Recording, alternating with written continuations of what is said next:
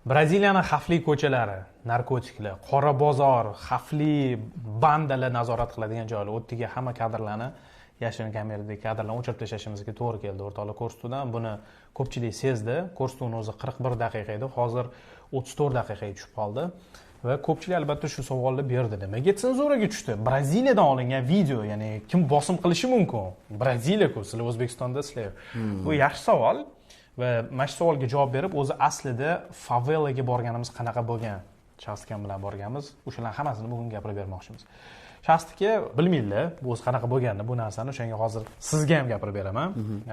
Ya'ni Ko'rstu chiqdi. 3 kun bo'ldi chiqqaniga. Hammasi yaxshi. Odamni xursand. Albatta 40 daqiqa kam bo'lib qoldi deb yozganlar bo'ldi, lekin ko'rsatuvning darajasi, o'tolgan kadrlar, o'zini hayot o'zini xavfga qo'yib, Braziliyaning eng xavfli favelalariga kirib o'tdi, suratga olganimiz o'zi, lekin yaxshi natija berdi. Xullas 3 kun o'tgandan keyin menga qo'ng'iroqlar bo'la boshladi WhatsAppdan va o'sha siz bilan bizga yordam bergan gidlardan. O'rtoqlar ko'pchilik bilmasligi mumkin, lekin biz shaxsga bilan 4 marta favelaga bordik, ya'ni 1 marta emas, 2 marta emas, 3 marta ham emas. 4 marta favelaga bordik. Menga 4 xil odamdan, yo'q 3 xil odamdan qo'ng'iroqlar kela boshladi. Men endi tushuna boshladim, nimaga ular bizga telefon qilayotgan bo'lishi mumkin. Albatta, demak, ularga qanaqadir qilib video yetib borgan. Va ochvonman, vohmada yozib tashyapti-da menga. Men unga yozolmadi, relax, men sen tushuntiraman hozir, to'xtab tur deyapman-da. Yo'q, men hayotim xavf ostida, videoni o'chirmasam bo'lmaydi, yo'q, to'xta deyapman. Qara, YouTube'da shunaqa funksiya bor. Bemalol video qo'yilgandan keyin ham blur bersa bo'ladi yoki ba'zi joylarni kesib tashlasa bo'ladi. Shunaqa qilamiz, to'xta, xavotir olma deyapman. Yo'q, meni hayotim xavf, sen bilmayapsan bu yerda nima bo'lib o'tganini, bu yerga menga bo'ladigan bosimni sen tasavvur ham qila olmaysan. Mana shunaqa narsalar yozadi. Menga screenshotlarni hozir qo'yamiz, ko'rishingiz mumkin. O'shandan keyin kecha soat 9 men adashmasam 1 yoki 2 yanvar edi. Ofisga tez kelyapman. Tez o'sha gidimizni blur qo'yaman, kerak emas joylarni olib tashlayapman. Endi bu albatta ko'rsatuvni montajga ozgina xalaqit berib qoladi. G'alati stikovkalar bilinib qoladi, boshqa bo'ladi. Lekin okey, u asosiysi o'sha bolaga hech nima qilmasin. Ya'ni o'sha narsalarni qilyapman hammasini. 3 soatcha vaqt ketdi-da.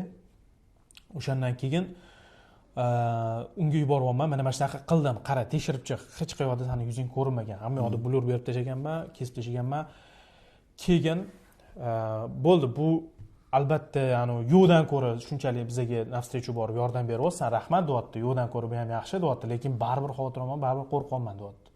Soat o'sha 10 dan bo'lyapti va yotib uxlayapman. Ertalab 5 da yana telefon bo'lyapti. Endi bu safar 5 xil odamdan telefon bo'lyapti-da. Bizga yordam, endi ismini aytmaymiz. Bizga yordam bergan o'sha gid telefon qo'yotibdi, to'xtamasdan telefon qo'yotibdi-da. Boshida polyotga qo'yib, yana uxlashda davom etmoqchi edim. Lekin keyin tushunyapman, bekorga qilmayapti demak. Demak, nimadir bo'lyapti. Keyin gaplashyapman, nima bo'lyapti, nimaga telefon qilsan va shunaqa bo'lyaptiki, biz ko'rsatuvimizda faveladagi eng muammoli odamni syomka qilib qo'ygan ekanmiz. Джеймс, добрый день. Пожалуйста, переделай видео на YouTube, убери этого человека, которого ты снял. Это один из самых проблемных людей фавела России. Если он увидит это, если до него дойдет это видео, то у Патрисии, у других гидов. То есть туризм может закончиться в фавеле России. Понимаешь? Тебе нужны эти проблемы. Ну, тебе, наверное, все равно, да? Но местным гидам, которые там водят, им не нужны эти проблемы. Понимаешь? Просто туризм закончится, и больше никто в эту фавелу не пойдет. Люди потеряют работу. Переделай это видео тоже на YouTube, вдали, пожалуйста. Везде, где ты выкладываешь. Если это выйдет, то будут проблемы у всех здесь. Я тоже останусь без работы, потому что не смогу водить фавелу. Ну зачем тебе это нужно? Просили же, несколько раз предупреждали. Снимите очки, уберите телефоны. Нельзя здесь снимать. А ты пошел еще с другим гидом и снял самого проблемного человека в фавеле. Kimligini men ham bilmayman, lekin o'sha kadrimizga tushgan, yashirin kameradagi kadrlarimizga o'sha odam tushib qolgan ekan. Men taxminan tushundim qaysi odam haqidaligini. Bir gapirdi, siz syomka bo'layotgan paytida o'tib ketdi-da o'sha odamda. Mana masha dedi-da, men o'shani ham sezdim, men juda kattarog'i tushib qoldi-yu. Men o'shanda savol berdim unga. Nima qilib bularning ichida yuribdi bu desa, просто razvedka edi. Lekin quroli yo'q edi, to'g'rimi? Yo'q, quroli yo'q edi. Oddiy odamga o'xshadi, lekin u tanidi-da. Chunki quroli borlar, peshkada, to'g'rimi? Ya'ni ular o'shani nima bo'ladi? Himoya qiladigan, qanaqa aqrani bo'lib o'tiradigan odam borlar. Chiqib ketishimizga yaqin ko'rdim-da o'sha odamni, men shu ko'rsatdim, mana shunaqa. Xullas o'sha odam tushib qolgan va uni aytish bo'yicha hozir agar bu video o'sha odamgacha yetib borsa, mana shu bizga yordam bergan gidlar hammasi juda ham katta muammoda bo'lishi mumkin deyapti. Ya'ni hayotiga xavf tug'diradigan darajada yomon deyapti. O'zbek tiliga tarjima qilib menga xat yuboryapti-da. Tushunasizmi? Ya'ni bitta telefon qilishyapti, kimdir menga xat yuboryapti. 4 ta odam bittada menga yozyapti-da. Skrinshotlarni qo'yamiz, ko'rishingiz mumkin bo'ladi. Tushunmayman, endi xo'p, birinchidan savol beryapman. O'zbek tilidagi kontent yetib boradi deb o'ylayapsanmi deyapman. O'zi qanaqa biz o'zi yashirin kamerada syomka qilganimizni ham mazmuni shunday edi. Ya'ni o'zbek tilidagi kontent qanaqa yetib boradi o'tdinglarga. Karteldagilar, boshqalarga o'zbek tilini bilmasa, anaqa qilmasa. Bu internet deyapti-da. Ya'ni internet hamma yoqda bor. Agar o'sha kadrlar yetib borib, mana mengacha yetib keldi-yu deyapti. Mana shu video mengacha yetib keldi. Kim garantiya beradi ungacha yetib bormasligi? Ya'ni til bu yerda muhim emas deyapti-da. Muhimi sen o'sha narsani syomka qilganing deyapti-da. Bizni seni gid bo'lib olib kirganimiz deyapti-da. Agar bilib qolsa, chunki ular biladi deyapti. Chunki gid bo'lib ishlaydiganlar ko'p emas bu yerda deyapti-da.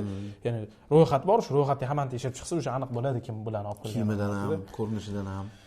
O'shaning uchun katta xavotir bilan menga siz uxlayotgan, maza qilib uxlayotgan bo'lsangiz kerak, lekin mening oilam va men xavotirdaman. Mana shunaqa narsalar yozishyapti-da. Menga rus gidimiz aytayapti, "Sen ради хайпа ты готов портить жизнь людям" deyapti-da. Men yomon tegib ketdi-da ichimga. Qanaqasiga men agar menga befarq bo'lganda blur ham qilmas edim, borib ofisga anaqa ham qilmas edim, o'chirib ham tashlamas edim deyapman-da. Keyin okey, ofisga yana qaytib kelyapman. O'sha hamma yashirin kamerada olingan joylarni hammasini ko'rsatuvdan olib tashyapman. O'shandan keyin ularga aytaman, mana ko'ringlar, hamma yashirin kamerada olingan joylarni olib tashyapman. Bo'ldi. Nima desa bo'ladi? Xavotir olmasanglar ham bo'ladi.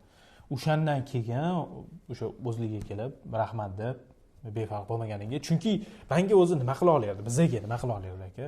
No, yashashimiz keyin buni agar unga bir nima qilsa, to'g'ri, o'shani aytyapman-da, ya'ni o'zi bizga hech nima qilmas edi. Lekin tasavvur qiling, agar biz qilgan ko'rsatuvimiz orqasidan kimdirga nimadir bo'lsa-da, nimadir bo'lsa, eng oddiy holatda kalta yesa kimdir, sizni videoyingiz orqasidan. Bu narsa bilan yashab bo'lmaydi. Unda ko'tarib yurish bu narsani keyin qiyin bo'ladi. Boshqa davlatda nima qilardi sizlarga? Hech narsa qila olmaydi. 7 kun. Действительно hech narsa qila olmaydi. Biz Braziliyaga yana boramiz ham, bormaymiz ham. No, bu narsani mana bu yerda ko'tarib yurish, bizda orqali kimgadir zarar yetganini keyin ko'tarib yurish bu juda og'ir. Tasavvur qiling, agar kimnidir o'ldirishsa-da, xudo ko'rsatmasin. Men to'g'risini aytsam, tushlarimga kirib chiqdi deyman shu narsani. Kimnidir rostdan sizni videoyingiz orqali kimnidir o'ldirishsa, tasavvur qiling. Bu narsa bilan yashab bo'lmaydi. O'shanga tez kelib o'sha narsani to'g'irlab, o'shanga to'g'ri tushunasizlar degan umiddamiz o'rtoqlar. Bu videoni hozircha o'yladim boshida yopiq Telegram kanal ochib o'sha o'tkazib turaymi, odamlar o'sha yerda ko'rishi mumkin boshqa.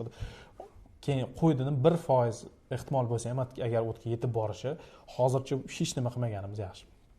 Yopiq qozon yopuqligicha qolgan yaxshi hozircha. Bilmadim, balki keyin vaziyat o'zgarsa o'sha joyini qo'yishimiz mumkin. Tinchigandan keyin keyinroq. Da, bu qanaqadir hype yoki boshqa narsa emas deb ba'zi odamlar menga yozdi-da, "Okey, hype qilishni zo'r yo'lini topsiz. Odamlarni videoga o'tkazish, ko'rsatish yaxshi yo'lini topsiz" deb o'rtoqlar. Beparasa. Bu kulgili, bu ayblovlar, chunki bizni Braziliyadagi xavfli favelalarga shu hayotimizni xatarga qo'yib kirgan odammiz. Ya'ni biz o'sha narsani hujjatlashtirish uchun biz unaqa arzon hype qiladigan odam emasmiz-da, o'rtoqlar. O'shanga bu narsani to'g'ri tushuninglar. Lekin o'zi shaxs kamni chaqirgani sababi bu narsani men sizlarga o'zim aytib berishim mumkin edi. Shaxs kamni chaqirgani sababi qanaqa o'zi bo'luvdi faveladagi syomkalarimiz. O'shani noldan gapirib bermoqchimiz. Sizlar tushunishinglar uchun o'tdagi vaziyatda nimaga biz bu narsani suratga olishga qaror qilganimiz. Hammasi nimadan boshlandi? Guruhli sayohatimizdan. Sizdan boshida 14 kishi bilan favelaga, ya'ni birinchi o'zi Braziliya guruhli sayohat qildik. O'shanda birinchi kirdik-da. Birinchi bo'lib o'shanda kirdik. Men o'sha video qilganim shu 3 milliondan oshib ketgan edi prosmotr. O'sha неужели mana shunaqa hype, mana shunaqa anaqa nima deydi, opasniy joylar odamni prioritet qiladi deb men o'ylab qoldim o'sha paytda o'zida ketishidan prosmotrini. Biz bilan Nurullo akam bor edilar. Nurullo Travel. Okamlarni mana shunaqa xavfli joylarga tortiradi. Favela. Tushunishing uchun shaxs ham boshida umuman favelaga yaqin yo'lamoqchi emas edilar. Esingizdanmi? Boshida man bormayman, bosh qilmayman deb. Ikkalamiz borishimizdan oldin faveldagi bir kun oldingi kechqurungi kamerani qilayotgan paytimizda situatsiyamiz-chi. Men realniy уже parashutdan sakrayotganimda bunchalik qo'rqmadim-da, ishoninglar. U yerda neizvestnostga, ya'ni ularni qonunini buzib, kirib, syomka qilib chiqib ketishimiz kerak edi. Shunaqa darajada strah bor edi. Endi baribir qilish kerak edi shu narsani. Boshida to'g'risini aytsam, Korstuga faveladagi unaqa yashirin kameralar, banditlarni syomka qilish niyatim yo'q edi. Chunki xavfliligini bilardim. Birinchi favelaga kirishimiz guruhli sayohat bilan 13 ta odam, 14 ta odam bilan favelaga gid bilan kirdikda, chuvamiz, favelani havosini olamiz. Ya'ni qaysidir joylarda syomka qilish mumkin, bu yerda kameraga ham olsang bo'ladi, farqi yo'q. Lekin qolgan hamma joylarda hech nimaga syomka qila olmaysan. Ma'lum bir ko'chalarga olib kirib ketayotganda hech nimani yoqmadi. O'shanda kiryapmiz, bilyapmiz, o'sha yerda narkotiklar bemalol sotib o'tirishibdi, hammada qurollar, o'sha narsalarni ko'rayotganimizdan keyin bizda qaysidir ma'noda azart paydo bo'ldi. O'sha narsani qanaqadir qilib syomka qilish, ko'rsatish. Qanaqadir qilib o'sha narsani sizlarga ham ko'rsatish. Chunki haqiqatda bu favelani ichidagi bir haqiqatda, ya'ni uni agar biz ko'rsata olsak, birinchidan o'sha narsani ko'rsatgan juda ham kam sonli odamlarni qatoriga qo'shilamiz. O'zbekistonda biz uni hech kim ko'rsatmagan edi. Ya'ni guruhli sayohatimizda o'sha narsani tushunib oldik, ozgina qatga nima kiryapti, qanaqa bo'lyapti. Favellarni tushunishingiz uchun sizlar ko'radigan momentda faqatgina o'sha hamma blogerlar borib, mana shu stulda o'tirib, ana dronda bundoq ketadi-yu, uylarni ko'rasizlar, faqat shuni ko'rgansizlar-da favellarda. Biza shuni imенно tegidan ruxsat berilmagan joylardan o'tib, qurollarning orasidan psixopat ketgandan avtomatga ko'tarib. O'sha narsani men o'sha yerda men hayotda unaqa qo'rqmaganman, o'sha odamni ko'rib men realni qo'rqdim. Bilmayman, balkim yaxshilikkadir o'sha odam tushmay qolgan kameraga. Shortida patrollar polni o'ralgan, avtomatda mashina o'sha bo'lgan, mana shu o'tib ketyapti oldimizdan. Kimdir otaman deb ketyapti, o'sha yerda ko'rinib turibdi. Jamshxonaga men bu seriyozli ko'rinyapti, deb o'tib ketyapmiz. Dahshat.